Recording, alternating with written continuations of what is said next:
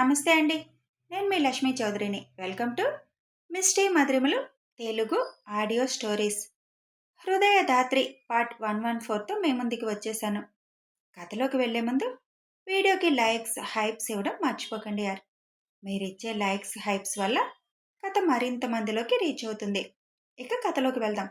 రఘు గారు దేవుని భువిని ఏమైనా అన్నావా అని అడిగేసరికి, హలో దాత్రి గారు, నేను నిన్నేమైనా అన్నానా అసలు?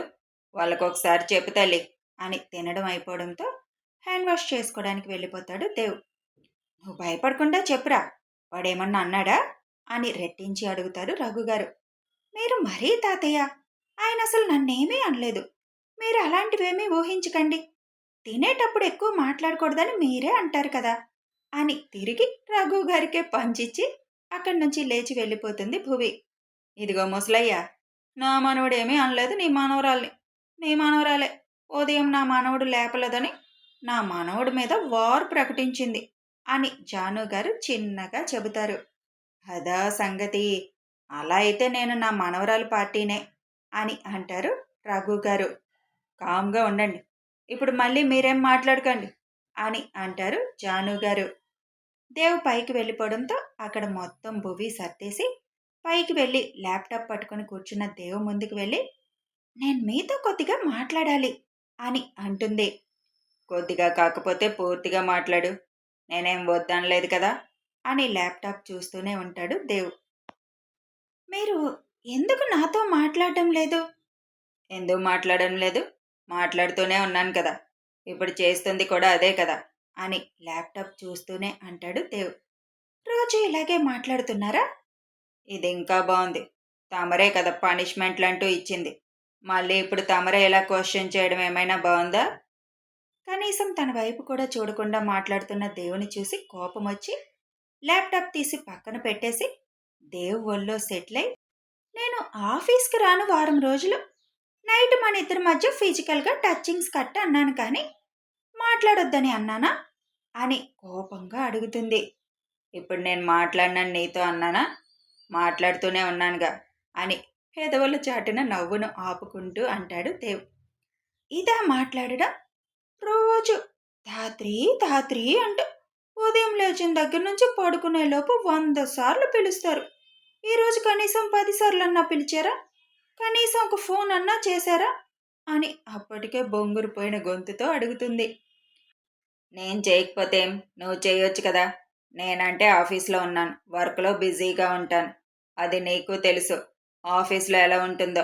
నువ్వు ఇంటి దగ్గరే ఉన్నావు కదా, ఒక ఫోన్ నాకు చేయొచ్చు కదా, మరి నువ్వెందుకు చేయలేదు అని కళ్ళెగరేస్తూ అడుగుతాడు దేవ్. దేవ్ అడిగింది నిజమే కాబట్టి ఏం మాట్లాడకుండా తల వంచుకొని కూర్చుంటుంది. అయినా మేడం, ఫిజికల్గా టచ్ ఉండకూడదన్నారు, మరి ఇప్పుడు వచ్చి తమరు నా ఒళ్ళో కూర్చున్నారు, ఇది ఫిజికల్ టచ్ కాదా అని దేవ్ అల్లరిగా అడుగుతాడు. నా మొగుడు, నా ప్రాపర్టీ, నా ఇష్టం, కూర్చుంటాను, ఏమైనా చేసుకుంటాను అని దేవుని హత్తుకొని బొగ్గ కొరుకుతుంది భువి. ఆహా, మరి నాది కూడా సేమ్ డైలాగ్. నా ప్రాపర్టీని నన్ను టచ్ చేయొద్దనడానికి ఎవరికీ హక్కు లేదుగా అని భువి నడుము చుట్టూ చేతులు వేసి గట్టిగా నడుముని ప్రెస్ చేస్తాడు దేవ్. అంత లేదు, నేను మీకు పనిష్మెంట్ ఇచ్చాను. ఆ పనిష్మెంట్ తీసి ఎప్పుడో బంగాళాఖాతంలో కలిపేశానులే నేను అని భువి పెదాలు అందుకుంటాడు దేవ్. సరియు ఇంటి దగ్గర కారాపి, ఓకే మరి గుడ్ నైట్ అంటాడు ధీరజ్. గుడ్ నైట్ ధీరజ్ గారు, ఇంటికి వెళ్ళగానే ఒక మెసేజ్ చేయండి అని ధీరజ్ వైపు తిరిగి చెప్పడంతో, పెదాలకు ఐస్ క్రీమ్ ఉంది తుడుచుకో అంటూ టిష్యూ ఇస్తాడు ధీరజ్. కాబోయే భార్య పెదాలకు ఐస్ క్రీమ్ ఉంటే తుడుచుకోమని టిష్యూ ఇచ్చే భర్త గారు ఈయనేనేమో అని మనసులో అనుకుంటూ టిష్యూ పేపర్ అందుకొని తుడుచుకుంటుంది సరియు. టిష్యూ పేపర్ ఇవ్వకుండా తుడిచే టైం తొందరలోనే రావాలని బలంగా కోరుకో అని సరియు కారు దిగగానే అని కారు స్టార్ట్ చేసుకొని బాయ్ చెప్పి వెళ్ళిపోతాడు ధీరజ్. ధీరజ్ అన్నది అర్థం అవడానికి సరియకి 1 నిమిషం పడుతుంది. చిరుసిగ్గు నవ్వు ఒకేసారి చేరుతాయి తన మోముపై. కారు అద్దంలో నుంచి సరయుని చూసి నవ్వుకుంటూ వెళ్ళిపోతాడు ధీరజ్. దేవ్ ముద్దు పెడుతూనే తన చేతులతో భువి పరువాలను తడుముతూ భువికి కాసేపు ఊపిరాడకుండా చేసేస్తాడు. భువికి ఊపిరి అందక దేవ్ భుజాలపై చేతితో కొడుతూ వదలమని అడుగుతుంది. భువి పెదాలు వదిలి దేవ్ భువిని చూస్తూ అల్లరిగా నవ్వుతాడు. భువి కోపంగా చూస్తూ ప్రాపర్టీని ఇలాగేనా చేసేది అని ఘాటు పడిన పెదాలను చూపిస్తూ అడుగుతుంది. నా ప్రాపర్టీని అలా అనుభవిస్తేనే నాకు తృప్తిగా ఉంటుంది మేడం అని భువి నడుం వంపుల్లో చిన్నగా గిల్లుతాడు. ఇస్ అంటూ నేను టచ్ చేద్దన్నానని ఈ విధంగా నాకు టార్చర్ చూపిస్తున్నారా అని చిరుకోపంగా అడుగుతుంది. అది టార్చర్లా ఉందా? నిజంగా అలా ఉందనిపిస్తే నా ఒడిలో నుంచి లేచి వెళ్ళిపోవచ్చు మేడం గారు అని అంటాడు దేవ్. నేనెందుకు వెళ్తాను? చెప్పాను కదా, ఇది నా ప్రాపర్టీ, నేను ఇక్కడే కూర్చుంటాను. అలా అయితే నేను నా ప్రాపర్టీని నాకు నచ్చినట్టు చేసుకుంటాను అని భుజం మీద చిన్నగా బైట్ చేస్తాడు దేవ్. అబ్బా, ఏంటి దేవ్ ఈ కొరకడాలు? చూడు పెదమసలు ఎలా అయ్యిందో అని చూపిస్తూ ఇప్పుడు భుజం కూడా సురుక్కుమంటుంది అని అంటుంది. మరేం చేయను, నీ పెదాలు నూజివీడి రసంలా తీయగా ఉన్నాయి అని గాయపడిన పెదాన్ని లీక్ చేస్తూ చెబుతాడు దేవ్. ఉంటాయి ఉంటాయి, ఎందుకుండవు? పొద్దున్నుంచి నేను ఫోన్ చేయకపోతే కనీసం నన్ను పట్టించుకోలేదు, కానీ ఇప్పుడు మాత్రం నూజివీడి రసంలా ఉన్నాయి, బంగేనపల్లి మామిడి పండులా ఉంది అంటూ వర్ణిస్తావు. నేనెప్పుడైనా కోపంగా ఉంటే నువ్వు నన్ను బుజ్జగించడం బతిమలాడడం చేయవని అర్థమైపోయిందిలే దేవ్ అని అలకగా అంటుంది భువి. నా వల్ల నువ్వు బాధపడినప్పుడు నువ్వు కోపంగా ఉంటే తప్పకుండా బుజ్జగిస్తూ బతిమలాడతాను. అంతేగాని నా తప్పు లేకుండా నువ్వు చీటికి మాటికి ఇలా చిన్నదానికి కోపం చూపిస్తే అస్సలు అలాంటి పనులు చేయను. ఇలాంటి పనులే చేస్తానంటూ భువి బొగ్గ కొరుకుతాడు దేవ్. ఈ కొరకడం ఏంటి బాబు అంటూ ఏడుపు మొహం పెట్టుకుంటుంది భువి. భువి చుట్టూ చేతులు వేసి తనకి దగ్గరగా అదుముకొని, నేను కొరుకుతున్నా భరిస్తే ఇక్కడే కూర్చున్నావు కానీ లేచెందుకు వెళ్ళలేదు దాత్రి అని చెవి మీద ముద్దు పెడుతూ అడుగుతాడు. తమరికి అర్థమైందిగా, నేను ప్రత్యేకంగా చెప్పాలా అని చిన్నగా అంటుంది. సరే, చాలా టైం అయింది కదా, మన డ్యూటీ మనం ఎక్కుదాం కొంటిగా అంటాడు దేవ్. ముందు నేను చెప్పేది వినండి అని పొద్దున జయగారి వాళ్ళతో మాట్లాడిందంతా చెబుతుంది. మొత్తానికి అందరినీ బయటికి పంపిస్తున్నావు, అంత అవసరం ఏమొచ్చింది? వాళ్ళు ఎలాగూ బయట స్టెప్స్ మీద నుంచే కదా టెర్రస్ మీదకి వెళ్తారు, కాసేపు మేనేజ్ చేస్తే అయిపోయేది కదా. ఈ ఎండలకి వారిని బయటికి పంపించడం అవసరమా అని అంటాడు దేవ్. తాతయ్య బయటే ఉంటారు దేవ్, ఎక్కువ క్వశ్చన్స్ అడుగుతా ఉంటారు. వాళ్ళని చూడగానే ఎలా అయినా మనం చేస్తుంది కనిపెట్టేస్తారు. అందుకే బాబు ఈ బాధలన్నీ అని అంటుంది భువి. సరే, నీ ఇష్టం, ఎలా చేయించుకుంటావో అలా చేయించుకో. కేక్ కూడా ఆర్డర్ ఇవ్వద్దన్నావు, అంత కష్టపడి నువ్వు చేయడం అవసరమా దాత్రి? పగలంతా కష్టపడితే నైట్కి డల్ అయిపోతావేమో చూసుకో మరి. ఏమవ్వనులే, డెకరేషన్ ఎలాగో వాళ్ళేగా చేసేది, కేక్ ఒకటేగా నేను చేసేది. మిగతా ఐటమ్స్ అన్నీ బయట నుంచి ఆర్డర్ పెట్టేశావు, వాళ్ళ కోసం నేను చేసేది అదే కదా అని అంటుంది భువి. నీ ఇష్టం మేడం, అయితే రేపు కూడా ఆఫీస్కి డొమ్మా కొడుతున్నావు అన్నమాట. అంతేగా అంతేగా, ఇక పదండి, టైం అయింది, పడుకుందాం. మళ్ళీ ఉదయాన్నే లేచి నాకు చేసుకోవడానికి చాలా పనులున్నాయి. అస్సలే లేపమని ఎవ్వరి మీద ఆధారపడదలుచుకోలేదు, తేడాలు వచ్చేస్తున్నాయి అని దేవ్ ఒళ్ళో నుంచి లేవబోతుంటే భువిని రెండు చేతులతో అమాంతంగా ఎత్తుకొని బెడ్ దగ్గరికి తీసుకువెళ్ళి భువిని పడుకోబెట్టి తన మీద చేరిపోతాడు దేవ్. హలో సార్, నేనేదో పనిష్మెంట్ ఇచ్చాను ఉదయం అని అంటుంది భువి. ఇందాకే చెప్పానుగా, దాన్ని బంగాళాఖాతంలో కలిపేశాను అని భువిని హల్లుకుపోతాడు దేవ్. ఉదయాన్నే 8 అయ్యేసరికి అందరినీ బ్రేక్ఫాస్ట్ చేయమని అంటుంది భువి. నాకు బాక్స్లో పెట్టు భువి, నేను అక్కడ దేవుడి దర్శనం అయ్యాక తింటాను అని అంటారు జయగారు. అలా ఏం వద్దులేమ్మా, బాగున్నప్పుడు తినకుండా రమ్మని దేవుడు చెప్పలేదు కదా, తినేసి టాబ్లెట్స్ వేసుకొని బయలుదేరండి. అక్కడ దేవు ఉండడంతో వాదించడం ఇష్టం లేక ముగ్గురు తినేసి గుడికి బయలుదేరుతారు. వాళ్ళు వెళ్ళగానే సంజు వాళ్ళ అమ్మగారికి ఫోన్ చేసి, మధ్యలో ఒకసారి ఫోన్ చేయండి అమ్మమ్మ వాళ్ళకి అని చెప్పేస్తుంది. నేను చూసుకుంటానులే అని అంటారు ఆవిడ. సరే అత్తయ్య గారు, సాయంత్రం మాత్రం తొందరగా పంపించేసేయండి అని ఫోన్ కట్ చేస్తుంది భువి. వాళ్ళకు ఫోన్ చేసి కొద్దిగా తొందరగా వచ్చి చేసేయమని చెప్పండి దేవ్ అని దేవు పక్కన కూర్చొని చెబుతుంది. నేను ఆల్రెడీ చేసేసాను గాని వాళ్ళు 9:00కల్లా వస్తారు. నీకు నచ్చినట్టు చేయించుకో. ఏదైనా అవసరమైతే నాకు ఫోన్ చేయి. నేను కూడా వెళ్ళిపోతున్నాను ఆఫీస్కి అంటాడు దేవ్. అదేంటి ఇంకా 9 కూడా అవ్వకుండా ఆఫీస్కి అని అడుగుతుంది భువి. కొద్దిగా కిషోర్తో పనుందిలే, అది చూసుకొని అట్నుంచటు వెళ్ళిపోతాను, బాయ్ అని చెప్పి భువి నుదురు మీద ముద్దు పెట్టి ఆఫీస్కి స్టార్ట్ అవుతాడు దేవ్. నైట్ అంతా అమ్మాయిలతో నైట్ అవుట్ చేసి ఫుల్గా డ్రింక్ చేసి మత్తుగా పడుకున్న ఉమేష్ ఫోన్ మోగేసరికి ఆ మత్తులోనే ఫోన్ అందుకొని హాయ్ డార్లింగ్ అంటాడు. ఫోన్ ఎవరు చేశారో కూడా చూసుకోవేంట్రా, అందరూ డార్లింగ్లేనా నీకు, ఇంకా తెల్లారలేదా అని అరుస్తాడు మినిస్టర్.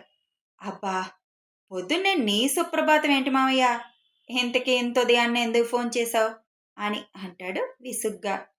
ఇక్కడున్న 4 రోజులైనా మన పని పూర్తయ్యే వరకు కొద్దిగా తిన్నగా ఉండొచ్చు కదా. ఎక్కడైనా దేవు కంట్లో నువ్వు వేసే వేషాలు వేస్తూ కనిపిస్తే ఇక నీ ఉద్యోగం సంగతి దేవుడెరుగు. నీ పుట్టు పూర్వోత్తరాలు మొత్తం కూపీలాగుతాడు. అందుకే కదా బయట మానేసి గెస్ట్ హౌస్లో పెట్టుకున్నాను. పబ్బులకు కూడా వెళ్ళడం మానేశాను. నీకోసమే మావయ్య. ఎంత త్యాగం చేశానో చూసావా, అయినా కూడా నీ గోలేంటి.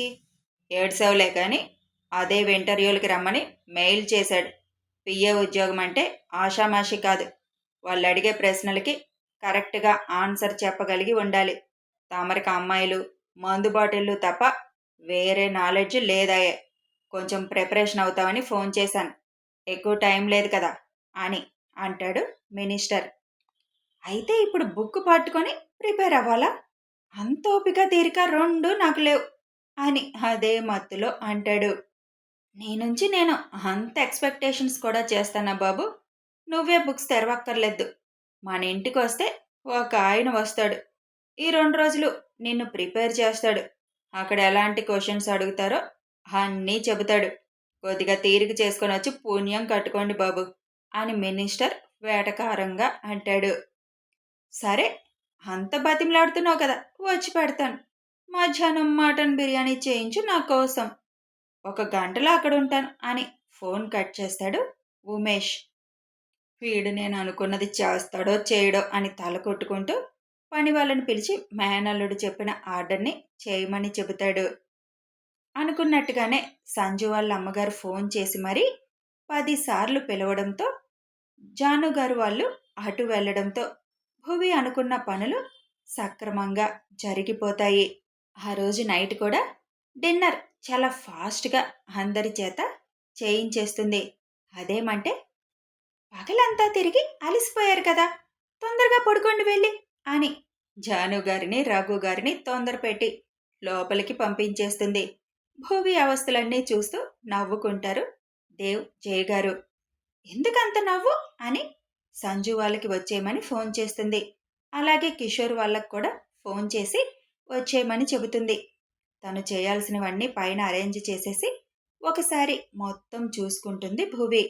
అంతా పెర్ఫెక్ట్గా ఉండేసరికి కిందకొచ్చేసి టైం ఎప్పుడవుతుందా అని ఎదురు చూస్తూ ఉంటుంది. అప్పటికే దేవ్ వాళ్ళ బాబాయ్ వాళ్ళందరూ వచ్చి ఉండడంతో 11:30 దాటగానే దేవ్ ఒక్కడినే కిందుండమని అందర్నీ పైకి పంపించేస్తుంది భువి.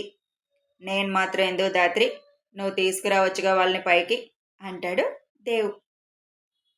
వాళ్ళని లేపాల్సింది నువ్వే, చెప్పాల్సింది కూడా నువ్వే అని అంటుంది భువి. ఎందుకమ్మా, తిట్లు నేను తినడానికా? ముద్దుల మనవడు కదా మీరు, ఏ విషయంలోనూ మిమ్మల్ని ఏమీ అనరు. నిన్ను మాత్రం అంటారా? నువ్వంటే వాళ్ళకు ప్రాణమైతే పద అని భువిని చేయి పట్టుకొని తీసుకొని పడుకున్న వాళ్ళ తాతయ్య నానమ్మ రూమ్కి వెళ్తాడు దేవ్. పగలంతా అలసిపోవడంతో నిజంగానే మంచి నిద్రలో ఉంటారు ఇద్దరు. లేపాలి అని అనిపించకపోయినా తప్పదు కాబట్టి అమ్మమ్మ, తాతయ్య అంటూ పిలుస్తుంది భువి.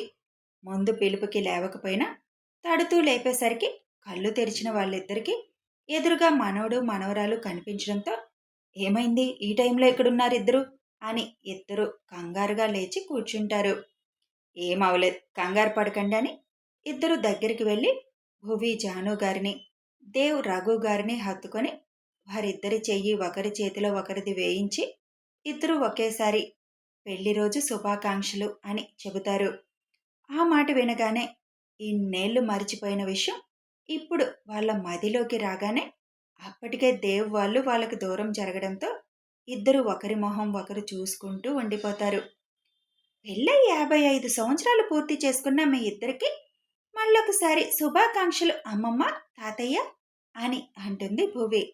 ఇద్దరు భువి వైపు చూడగానే మీకోసం చిన్న సర్ప్రైజ్, రండి అమ్మమ్మ తాతయ్య వెళ్దాం అని అంటుంది. మాకిష్టం లేదురా జరుపుకోవడం అని కొడుకుని గుర్తు చేసుకొని ఇద్దరు ఒకేసారి అంటారు. కథ కొనసాగుతుంది. మరి భువి వాళ్ళని సెలబ్రేషన్స్కి ఒప్పిస్తుందా?